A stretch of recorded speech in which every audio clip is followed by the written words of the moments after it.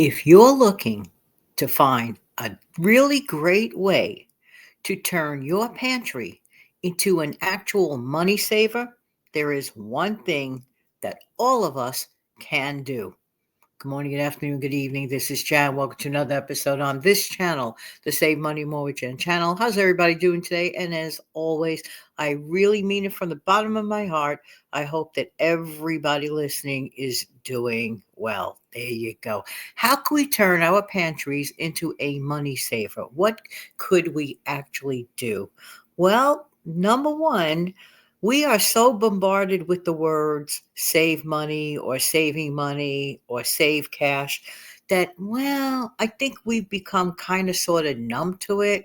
We see it constantly all over the place on ads, all over the place that it's just like a blur sometimes in our mind's eye. We just bypass it. But I really mean it. We need to save money. And we could turn our pantries, which includes our freezer, it includes the everyday stuff we keep in our local kitchen cupboards. It includes the stuff that we put away for longer term stockpiling. But how can we do that, Jen? It starts with the purchase that we make. Now, if we take that little bit of extra time, and really not that much extra time is money, but if we take that little bit of extra time and take advantage of actual sales, okay, by comparing buying something in bulk versus unit pricing, taking that minute and doing the math, sometimes, most of the time, it is worth it, but not always. Okay, that is part of the calculating and the taking of. Also, getting to know our own individual habits, our own individual needs. Lots of us treat everything we do in our lives, lots of us, it just happens that way, but it could be fixed. Treat everything we do in our lives like that. Well, I bring it up many times, that drifting balloon that drifts from place to place and yet has no clear direction, nowhere to land. It just, well, it just happens. Okay. If we constantly live that way, well, things aren't going to happen. So, okay, so now that we realize that maybe we do hear the word save money so often, save cash so often, that we have become numb to it. I know this. We have definitely, all of us, become numb to numbers. We hear about these huge numbers constantly in our face all the time, that when we think about smaller amounts, it's like, huh? Does it even count? Yeah, it actually, every little bit does count. Every little bit does help. So here's the thing. Let's say that you want to plan a grocery haul, right? There are specific items you want to get. Okay. Let's say that you want to buy a whole bunch of oats. I'm just using that as an example. You want to buy a whole bunch of oats and you want to get it. You want to get the bulk rate for it. Your family uses it all the time. You see great reasons to keep it longer term, et cetera, et cetera. I could go on and on and on. And literally, quite literally, you have found a way or many ways to realize that you could save, let's say, $25 by doing it in that bulk manner, maybe even more. Whatever the number may be, write that number down somewhere. Jan, why should I write that down somewhere? You'll see in a minute that you literally saved $25. I saved $25 today because I purchased my oats in bulk. My family's going to use it. Write the number down. Put it in a ledger. Put it on your computer. Put it in your phone. I don't care where it's documented, but keep it somewhere where it's readily available. You actually literally save that $25. All right, let's say now you're looking for meat. Okay, your family enjoys ground beef, and with good reason. Tastes great. It's very convenient. Could do a lot of things with ground beef or ground turkey, whatever the one that your family enjoys. I'm just using that as an example.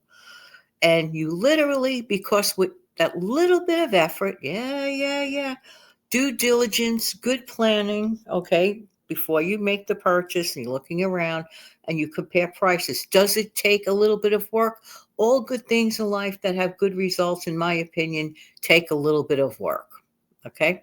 And it's so worth it in the end. So let's say that you took that effort and you make the purchase and you realize, wow, because I made that effort, because I calculated things and so on and so forth, I got the best deal. I literally saved $20. Okay, what are you going to do with that number?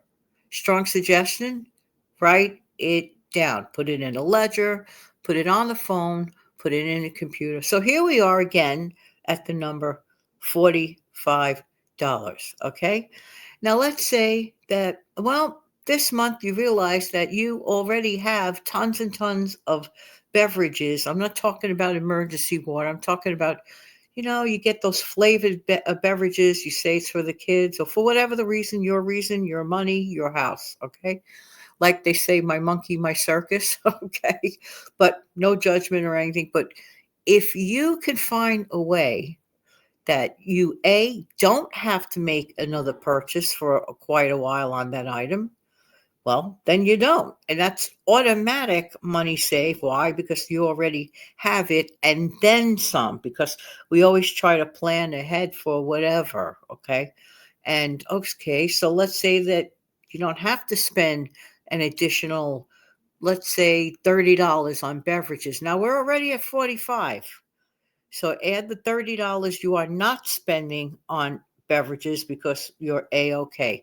You are already now at $75 literal savings, okay? Then you realize, wow, I got a lot of occasions coming up. I could either go to the store and buy pre-made cakes, or oops, no, I could get what? Box cake mix at a fraction of the cost. Even in the end of 2025, you could still, especially at certain times of the year, get those box cake mixes at a fraction of the cost, okay? And whatever frosting or whatever. And if you do the math, 9 out of 10 times, you might probably be saving money. Now, there are some instances where you get a clearance. Okay, listen carefully here, that you may get a clearance at the grocery store. And then you ask yourself, well, if I spend this on that, or I work with what I have, whatever, you have to decide. You might find, like, on a rare occasion, somebody's getting rid of their cake. You just put it away and store it and freeze it quickly if you're not planning to use it for at least a week. But that's my opinion. Again, well, you saved possibly $25. Some cakes are up there, okay, on that cake. Right off the bat, right off the bat, just by making some sound judgments, common sense practices, you have literally saved $100. So what would I do in a case like that? I would say, well, Jan, you took the time, you took the effort, you literally saved, not have to put forward that $100. I would immediately put that number to the side and put it away towards saving. Just saying, just saying. So there are ways and there are ways. Lots of times we have savings right under our face. Example, instead of buying tons and tons of canned soup, I'm not saying they don't have their rightful place. I know they are wonderful. They are delicious and very good for those last minute situations. And yes, I strongly suggest you get some.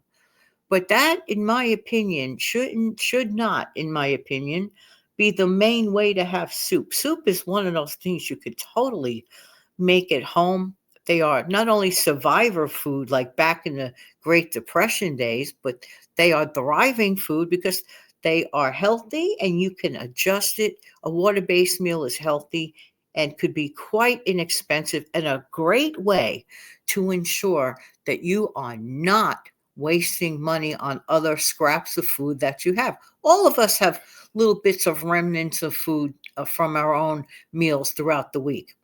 Put them to the side And at the end of the week, some people call it garbage soup. I don't like that name, but it catches people's attention, and they take whatever the leftover remainder, they doctor it up, flavor it up, and they regenerate it into a beautiful soup, which, by the way, could be frozen. All this costs you an extra amount of zero other than the time that you put. And there's nothing nicer than regenerating, recreating, or manufacturing. Because I always say this, I've been saying it for years. Ask any of my regular listeners. We are the CEOs of our kitchens. Yes, we are. Or the CFOs of our kitchen, whatever way you rather call it.